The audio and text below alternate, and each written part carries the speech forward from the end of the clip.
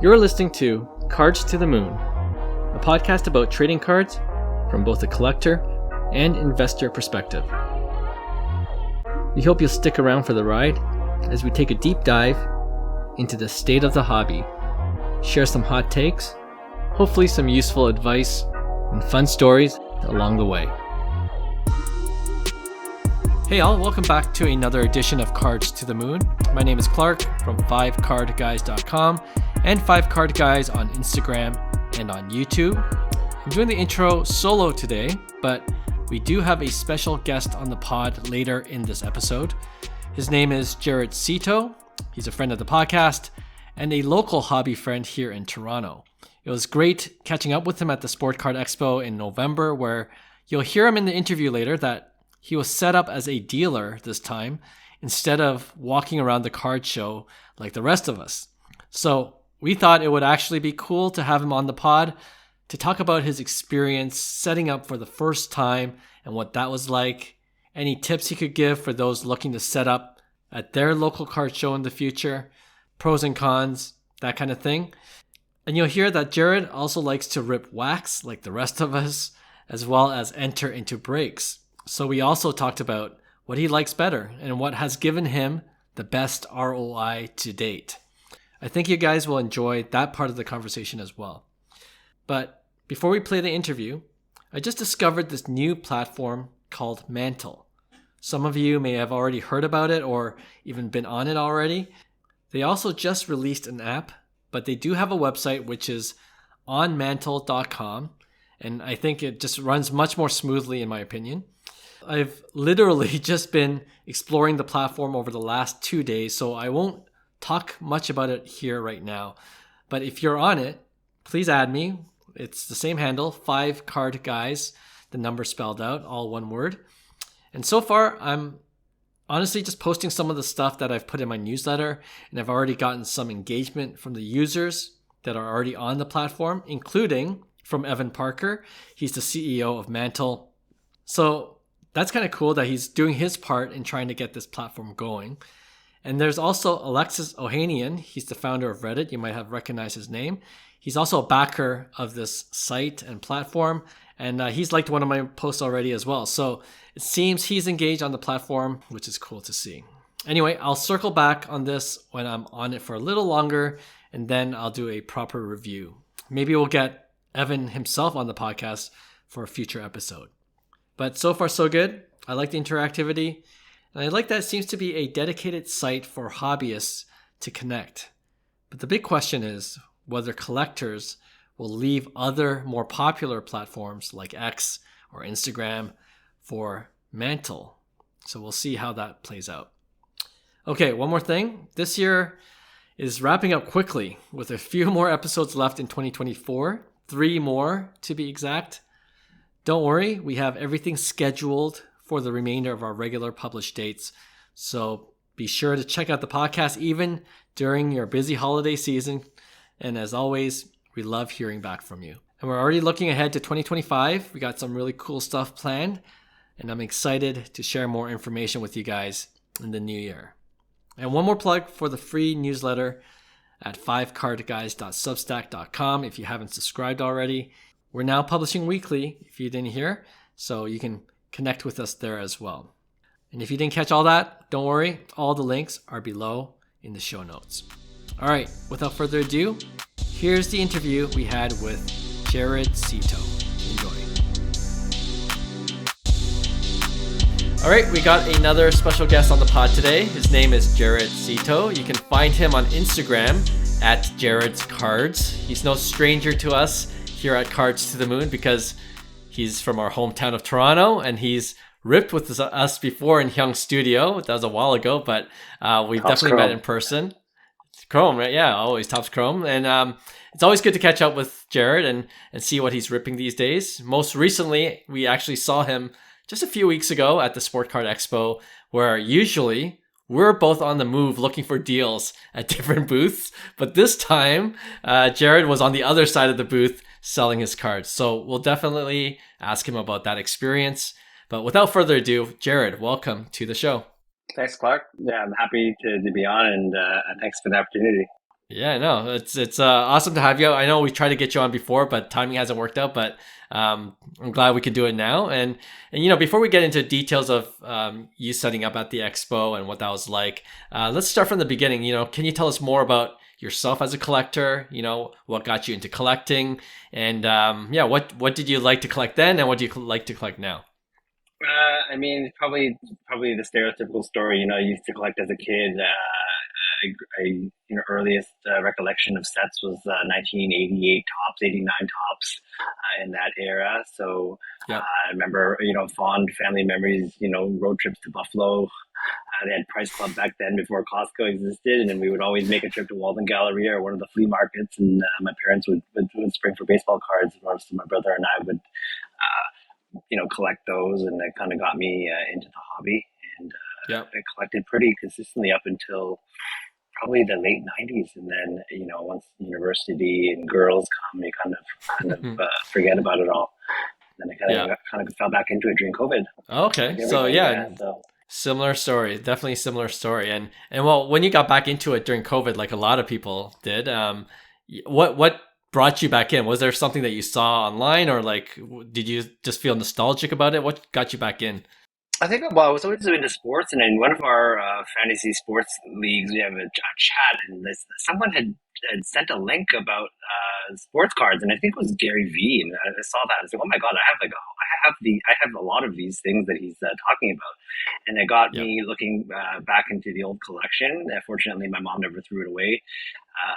Back at the family house, and when I was combing through it, I found there's actually some really nice stuff in there from the junk wax era, but even things into the '90s, I collected and had, and even then, Yeah. I kept it in fairly decent condition. So Hmm. it brought me back in, and through the COVID boom, and then where we are now at the hobby, I've stuck around, and I'm still interested in the hobby. Nice, nice. I feel like you're one of those guys that went really deep into the hobby once you got back, which is awesome because we're pretty deep in as well, just doing this podcast week in and week out. But I'm curious, when you went back to like your collection back from the junk wax era, you actually had decent cards, because when I had some cards too, and they're all worthless, all of them. But you you seem to have some nice Mm. ones hanging around. Yeah, I did. I mean, I had some, I had like Tops Tiffany, and I don't know how I had come around to actually Okay. getting nicer quality things, but I think I had the foresight to maybe, go backwards in the collection and pick up things maybe from before 89, 90, say. So like I had a Barry Bonds, I had, things that that people still appreciate Wow. today. Nice, nice. No, that's awesome. Yeah, and Um, then yeah, I even dabbled in basketball in the mid '90s, and I missed Topps Chrome, unfortunately, the '96 Topps Chrome, but I had '96 Finest, so I had the Kobe's, and I actually okay. had even pulled a refractor. Ended up being Derek Fisher, but then I Wow. realized, he had a little bit of appeal, and it was a refractor, and it was, Yep. fairly centered, and a card like that actually had appeal. Definitely have some value for sure. Did you end up grading any of those older cards? I did. So I've sent a few of them. A lot of them PSA 9, which was pretty good considering Okay. they were basically in Sure. penny sleeves and yellow top loaders. Yeah. Yeah. Oh man, if yeah, anyone that collected in the junk wax era and that had cards still have cards, you'll know exactly what we're talking about with those yellow top loaders. But no, that's funny. Well, if you know Jared like we do now, we know he likes to rip, but we also know he likes to participate in breaks as well. So actually, this was a question from Hyung. I met up with him earlier today at his studio, and he couldn't join us tonight, but he did have a good question for you. And this is what he says, or this is what he wants to know: which one do you enjoy more, ripping or participating in breaks? And the follow up to that is, what have you had more success in terms of ROI on the hits you've pulled? I mean, obviously, I have more fun ripping for myself, but Yeah. it's yeah, either it's price price prohibitive. Like it's, the cost of wax has gotten kind of out of hand, to be honest. Right. Or the product is just unavailable. Even things that are fairly, affordable, it's just kind of hard to find. That could be a reflection of where we are geographically in Canada. I mean, there's a beautiful set that recently came out, Tops Gilded. And it's like no one really has it, and if they do, it's True. like I think someone quoted me 1,300 Canadian a box, and I was like, okay, that's too much to buy, because it's a really hit or miss product. It's probably 6 or 7 cards. So participating in breaks has been a nice way to participate and maybe get the chance to pull a chase rookie or whatever it is I'm after. And then the second part of your question, what it has on a return on investment, I would say the breaks, especially now considering that I had a pretty nice hit recently. If once it comes back from grading, my plan is to sell that, and barring a collapse in the price of what it's recently going for, should be a pretty good return on investment. Okay. No, I like how you teased that, because we're definitely going to talk about that card in just a second. But I like your point about like the reality of the hobby right now, that there are certain sets and certain boxes that are price prohibitive. And that's why for many of us, especially internationally, and I include Canadians as part of that international group, breaks is the only way to go if you want to even participate in obtaining any of these cards at a decent price, right? And I think a lot of people don't realize that. I think a lot of our listeners, actually 90 to 95% of our podcast listeners, are American. So maybe they take it for granted a little bit, because they generally have more access to better cards and at more affordable prices. I was just at Buffalo a couple weeks ago, and I took advantage of that. I'm like, I got to stop by Dave and Adams and see what I can pick up, because at local hobby shops here, it's either, like you said, not available, or it's just priced out of my budget, right? Yeah, I mean, the one exception may probably be hockey, but hockey, I feel like we have an abundance of hockey, but I'm primarily a baseball card collector, right? So, definitely there's more abundance of product in the States. Yeah, true. And that's why Jared and, all the guys from Cards to the Moon and 5 Card Guys were good friends with him, because although we're Canadian, we're primarily baseball card collectors still. And we always like to rip Topps Chrome, like you were kind of mentioning earlier. Well, if you did follow Jared on his Instagram page, you would know he recently went in on a break, trying to hit the Paul Skeens MLB debut patch from the 2024 Topps Chrome update set. We've talked about it a lot on this pod, because I even went as far as saying I think it's the best baseball card set of the year, just because of the chase and just what you can possibly get out of it. You didn't end up hitting the Paul Skeens MLB debut patch. So sorry to say, you can't cash in on the 30 years of season tickets behind home plate at PNC Park, which, the Pittsburgh Pirates organization was offering as a bounty. But you hit a nice consolation prize. You hit another monster card. You want to tell us what that is now? I know you teased it, but yeah, let's let our listeners know what you hit, and what was running in your mind when you actually hit that card. Were you in disbelief, or I want to get into your mind when you hit that card? Oh, I had to do a double take, but what I hit was the Paul Skeens True Gold Refractor Auto out of 50. Amazing. I think it was serial number 25 out of 50. Looked in pretty good condition. So I had joined a break with Pristine Worldwide, based out of BC, actually, in Canada. And he actually gets a lot of good product. And I saw him post the time. I kind of set an alarm, and I thought, okay, I'll take the chance and just pick Pitt. This will be like my one little lottery ticket, just to see whether I can hit the patch. But even if I pull any other Paul Skeens cards, I'd be pretty happy just to get anything that he pulled. Yeah. I actually wasn't live for the stream because I was busy doing something with my family, and then when I did catch it, I kind of caught it midway. What he does is when he pulls something good, he kind of puts it on these little stands behind. And when I flipped into it, I looked at his back and said, "Oh my God, is that Paul Skeens?" And I had to double check whether it was actually my break, because there's lots of videos on Facebook, and I could have been watching something that wasn't even my break. But when I did see my name under the Pittsburgh spot, I realized, oh my God, that's my card. And then I jumped for joy. That's amazing. And like you said, it's it's a true gold and a just at Jared's cards. You'll see the card for yourself on his Instagram page. And yeah, no, have you like I know I've done a comp, so and I know you've already probably done a comp too. I think it's last sold raw for 6K. So and then you just sent it for grading. So hopefully it comes back a PSA 10. And that'll be amazing, yeah, we'll right? see. I mean, now it's in the hands of the grading gods, I guess. But it's not for grading. Yeah. I checked today. There was no graded comp, so there's nothing in the pop report yet. So we'll see. In a couple of weeks time, and not big enough for me to do the quickest service, but hopefully within a few weeks time, I'll get it back. Yeah, amazing card. Congratulations, Jared. And if you didn't pull that card, and we're talking about this like in terms of ROI, just say you didn't pull that card, would it be a lot closer in terms of ROI and like how much you've gotten back from pulls to breaks, or is this still more you've been more lucky with breaks? I mean, it's hard to say because honestly, the things that I've hit in breaks, I've not necessarily sold. I still identify as a true collector, right? So the concept of selling things is fairly new to me. I'll use things in trade, like I've used I call it prospect collateral. So like say you have a nice prospect that you pulled from Bowman.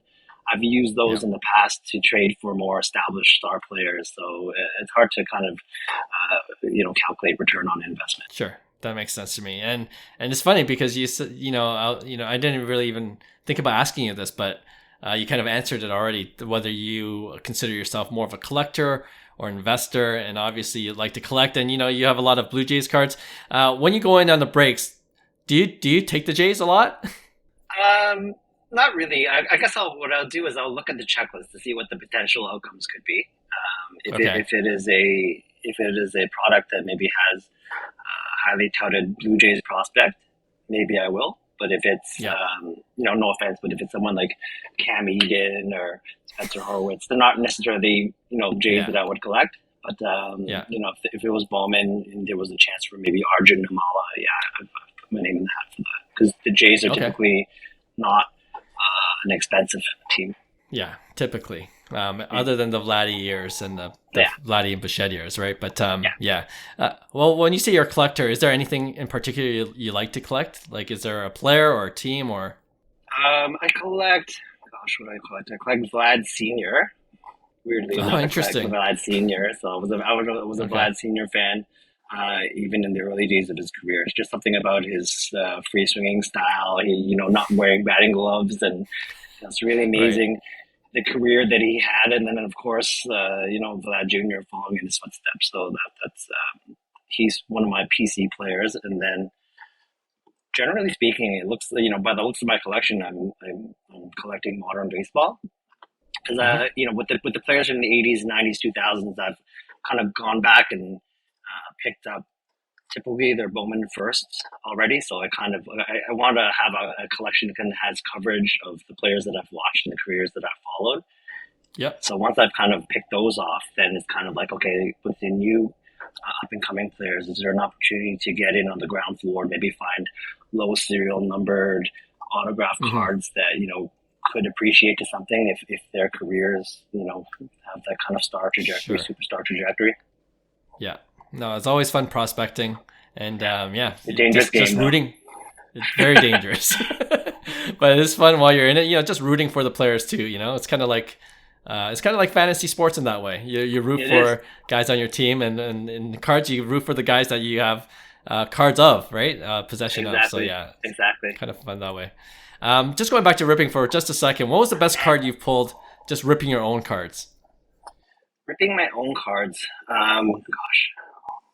What's come to mind? I mean, recently I bought a box of Topps Update, and I pulled a Bobby Witt auto. It was a red auto, 1989 Topps on-card auto out of 25. Nice. So that was a pretty solid card.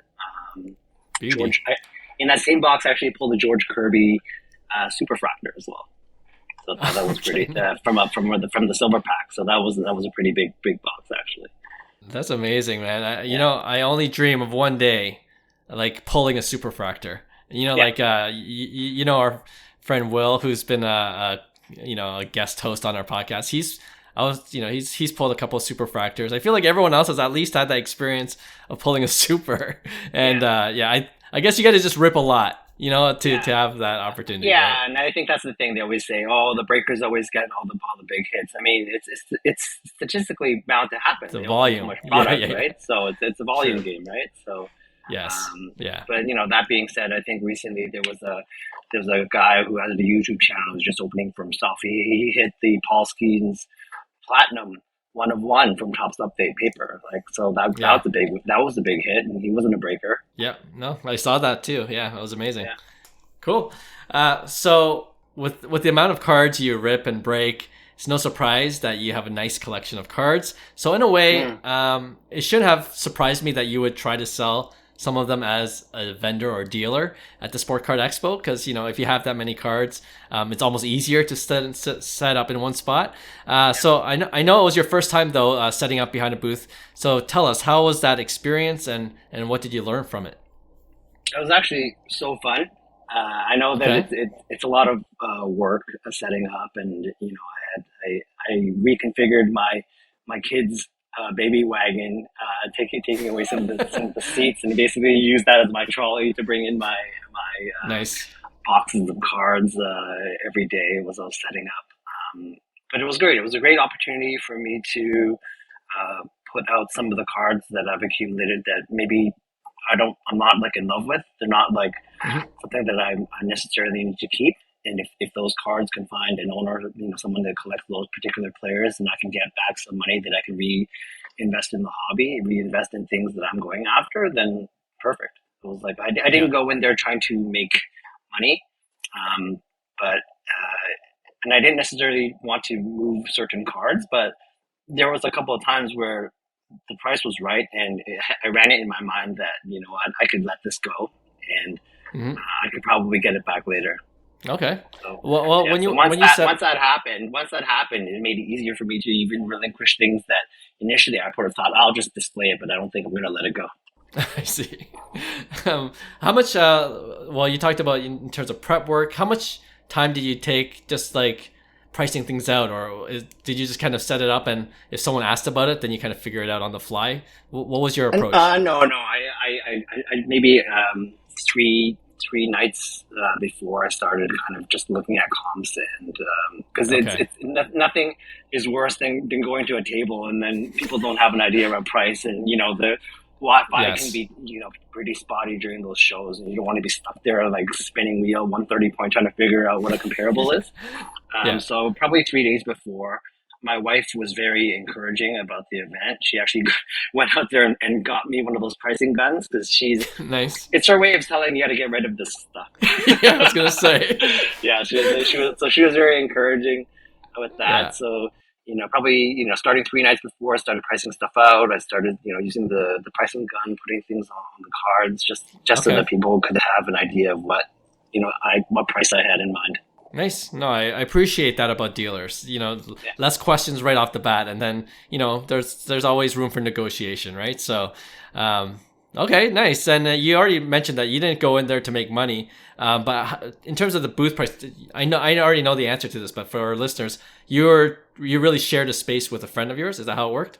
Yeah, I shared a space with they're friends but actually professional colleagues too, and it was so weird. Like getting into this hobby, I didn't even realize that they were collectors, and then when we realized we were Okay. collectors, even in our professional setting, we were like, hey, what are you looking at these days? So they had Nice. room. They had room in their booth, and they asked me, "Hey, do you want to, have a showcase?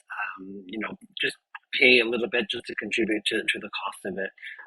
Yeah. I don't know if you know the booth, but the booth is the one that is set up with the microwave and all the food set up.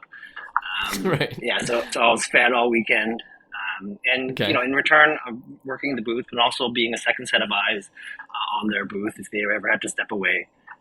So Yeah. it was fun, and it was they had mainly hockey and Pokemon, and me bringing baseball and basketball. I brought a mix to Sure. the booth that they had, because it was actually about 3 tables that we had. Nice. Yeah. And, like I was going to ask you too, like that you brought mostly baseball and basketball, but Sport Card Expo, we've talked about on the pod, is still, a lot of it's still hockey. So how did you find it at this year's expo? Like I mentioned in I think a podcast episode 2 weeks ago that I found it a little bit even more diverse, more so than usual. I I just thought want it to was get your, I thought it was very diverse, and I actually thought just by chance, I think that side that we were on, there was a lot of other baseball collectors because oh, really? I knew a group of the other dealers, in our road that did mainly baseball. So, Okay.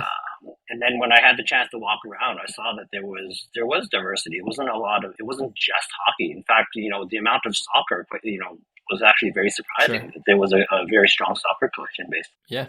No, for sure. No, I agree completely. And I guess, that being said, you got a lot of people come by and were you able to make a lot of deals during those 2, 3 days that you were there? Yeah, I was. I was actually very surprised that I was able to sell things that I wanted to sell, but also Yeah. things that I had just kind of put in my showcase just to show, okay, there's some decent things here. Right. And people kind of met me at the price that I kind of put, which I thought was a little bit on the high side. Okay. So I ended up selling 2018 Series 2 Shohei Otani True Gem Gold. And Wow. Nice that was the card. ones Yeah. that was like I didn't really want to sell that, but he's kind of at a really high right now. Everybody was looking for Otani, Yes.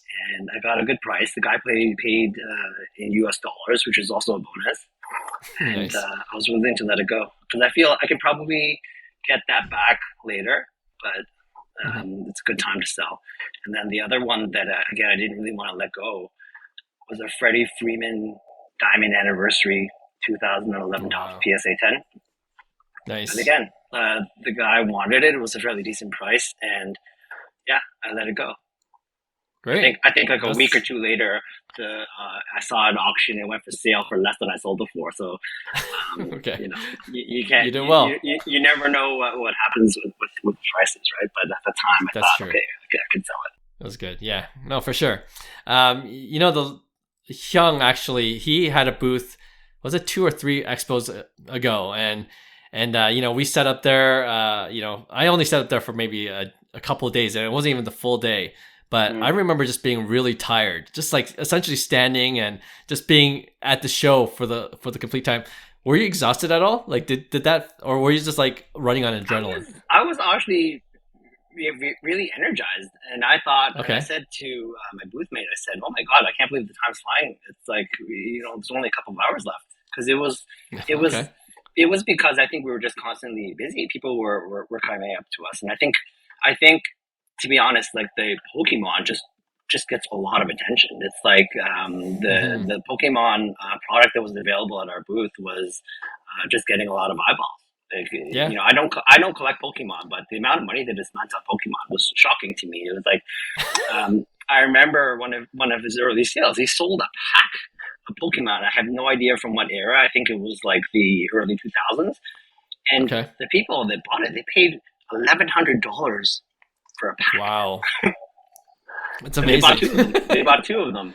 I'm just dabbling into Pokemon now. It started with, just my son really, really enjoying it, and now I've kind of taken over. I'm like, okay, yeah, let me handle these cards. You know what I mean? And it's kind Yeah, of if you funny see how anything things are shiny or golden, yeah, probably put it in a sleeve and top load it. Yeah, right away. yeah, it's really Yeah. interesting to me Pokemon because they actually advertise, oh, these packs weigh a little bit more, meaning Hmm. there's the potentially a chance for Yes. some special kind of card, Yeah. and it's Interesting. perfectly acceptable in that realm. I don't think the same could be said about sports cards. No, it's looked down upon in the sports car world, but yeah, that's interesting. I didn't know that. Yeah. Last question about setting up and just your experience setting up at the expo. Do you prefer, having done that now, do you prefer setting up at the booth now, or do you like to walk around and try to make deals that way? Hmm. I mean, in the sense that as the collector in me wants to walk around and Right. see what, and even though I may have seen this booth on the first walk around, there are some people, their inventory is changing on the fly.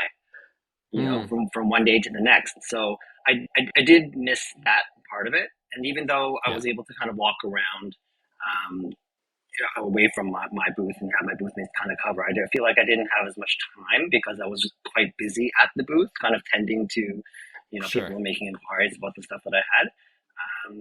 So I think if maybe I used my opportunity at the booth to maybe ask people, hey, what do you have? Let me see your stuff. And then I kind of used it like an opportunity to maybe buy things rather Yeah. than sell things, then I maybe answer differently. Interesting. Yeah, no, for sure. I could see that point too. No, thanks for sharing that. Actually, I don't know if you heard, did we talk about this on the pod? Maybe it was offline, but I think next year's expo in April, we're thinking of just getting a booth as well, just setting up. And primarily for me, I liquidated a lot of cards when everything started to plummet. And now I'm trying to accumulate all the cards I really want to collect. But yeah, we're even thinking about setting up a booth, maybe even just doing like a live podcast episode. So you got to drop by if we do that, and just kind of letting others know about, what we're doing here at Cards to the Moon. But it looked like a fun time. Like honestly, it felt a lot different than last year for some reason. This year just felt really fun. Maybe we were able to connect with a lot of other collectors too, and just kind of see how they're doing. And I just got that vibe. I'm not sure if it was different for you or Yeah, honestly, I thought it was a great vibe. It was fun. I think there's a lot of negativity in the hobby, and then people think, "Oh, the hobby is dead." It's not. The hobby is alive. You see the number of yes, people out sir. there at trade night, and just the Yeah. foot traffic. I think the hobby is very much alive. Maybe Hmm. the way people hobby has to kind of adjust with the times and the sticker price of things, but Yeah. you can still have great enjoyment. Um, Collecting things that are not necessarily tied to today's sticker prices. Yeah. Totally agree. Well said. All right. We like to usually end off our guest interviews with a rapid fire question. So if you don't mind, if you're ready, Yep. I got about 4 or 5 for you. Okay. We always start with this one. What's your favorite PC card at the moment? My favorite PC card at the moment probably hasn't changed. It's a 2006 Clayton Kershaw Bowman Bowman first Chrome. refractor auto. Wow. Yeah, I think he's Okay. like the greatest pitcher of our generation, and it's just a card that you don't really see much here in See. Canada. Yep. No, great answer. He's always on my watch list. The blue refractor. Yeah, People know I love the color match. So yeah, that's always on my watch list. Great card. Is there a Grail card you're currently chasing? I mean, a card that I always wanted was the Juan Soto SSP Gatorade bat, and I think like Yep. that's at today's prices. I think with if I do proceed to sell that Paul Skeens, that's a card that I could probably turn the Paul Skeens into the Juan Soto and actually Nice. still have money left over. Yeah.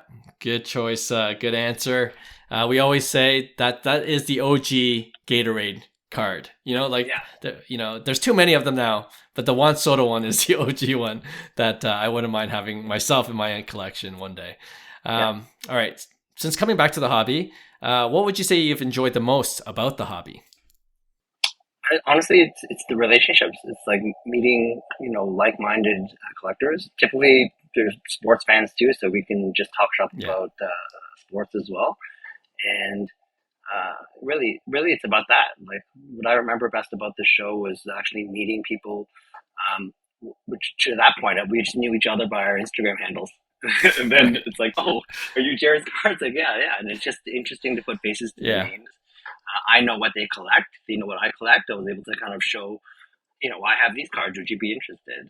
So Yeah. it was really interesting just making the human connection. Nice. Yeah. You know what?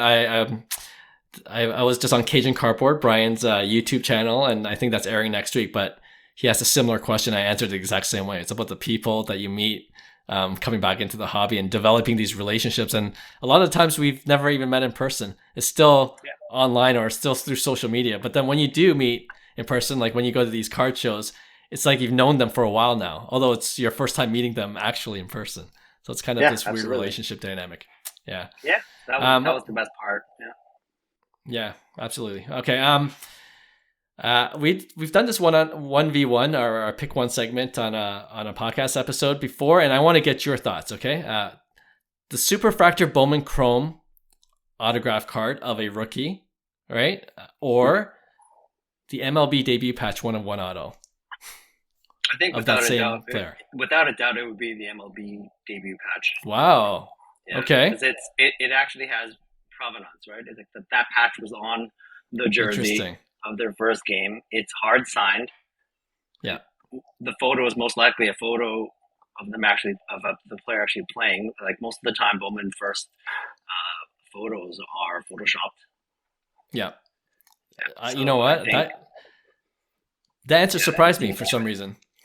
Because we've asked this before the MLB debut patch is really started to pick up steam in terms of you know the appeal of it, and especially with the rookie class this year, you know, and when we did this 1v1 like a year when MLB debut patch, the idea of it came out, we're like, oh, the superfractor will always kind of be number one because of its history, and then you know we did the 1v1 on this again a year later, and then it's funny, a couple of us, I don't think that episode's aired yet, but a couple of us has changed our minds. We're like, oh, it's the MLB debut patch. It's going to be the rookie card that everyone will want to chase after as long as they continue issuing these MLB debut patch cards. I think right? we just maybe give it a little bit of time. Obviously, it's still very new. Yeah. But, you know, you give it a few more years, and the amount of promotion and advertising that Topps is putting into it. And yeah, because of the other things that I mentioned, I could see that being the top chase card for a player. Yeah, but the reason why I was surprised was I thought superfractors would still hold more significance to like hardcore baseball card collectors, which I put you in the category of. So you know what I mean? Because you know superfractors, I find because there's so much chrome product out there now, they kind of lose a little bit of their luster because there's just so many superfractors. There's so many one-of-ones. But the MLB debut patch, do they even put one-of-one on the card? I don't even know. It's because it's just known there is only one. Right, that's true. After this pod, I'm going to look it up to see if there's a one-of-one on it. But no, that's true. That's true. Okay, yeah, I like that. I don't know if I should assume this, but if you're a Toronto Blue Jays fan, so like our last question is more Canadian centric, and we're both Canadians, so this I had to think of something more creative. So this is what I thought of. Okay, Juan Soto. As of this recording, we don't know which team Juan Soto is signing with. We're always hoping that's the Jays, of course. But Juan Soto's agent Scott Boras calls you and says, "We can get the deal done for Soto to sign with the Jays, but you got to give up your best card to Juan Soto." Okay, would you do it? And if yes, which card are you giving him? I would absolutely give up my best card for Juan Soto. Yeah, it's for the greater good, Clark. I can always buy back the card. I love it. Okay, it's not a problem. It's for the greater good. What card would it be? I mean, I would let him have his choice. I don't know. But, it doesn't matter at that point, right? He's an agent. Who knows how he values the cards? I mean, not that Soto would need it after signing potentially a $700 million contract, but then again, Shohei's apparently suing to get this $350,000 $300,000 worth of cards. Right? Yeah, that's right. I read that from eBay. That's interesting. All right, Jared, I had a blast. Fan, yeah. No, sorry. Okay, good. Because you were asking me about I'm a Blue Jays fan. Yeah, I'm a huge Blue Jays fan, and I collected the Jays cards from the 80s, like George Bell rookie card, Lloyd Mosby, Jesse Barfield, Tony Fernandez, and Dave Stieb. Those were actually cards that stopped a lot of people when I was at the setting up at the expo. People stopped to look at that. Really? And I mean, this is a very, Toronto and Canadian centric reason, but those cards actually were what got people's attention. I love hearing that. I love it. No, that's great. You know what? We'll definitely have to catch a game together now that we know each other and we're into collecting. And like you said, a lot of the sports and sports cards crosses over easily. So we got to do that in the upcoming year. Hopefully it's a better year than this past season. This past season was dreadful. We'll see what the off season brings. We're hoping for a lot of great signings, but I know you're going to be paying close attention to that as well. But Jared, appreciate your time. Fun chatting with you, and I'm sure we'll connect soon. Sounds good. Thanks, Clark. Hey, thanks for listening to Cards to the Moon. We'd really appreciate you subscribing to our podcast wherever you listen to your podcasts. And you can also connect with each of us on Instagram at 5cardguys or you can follow Hyung at Integrity Sports Cards or John at TradeU at Recess. You can also check us out at 5cardguys.com. Thanks again, and hope to connect soon.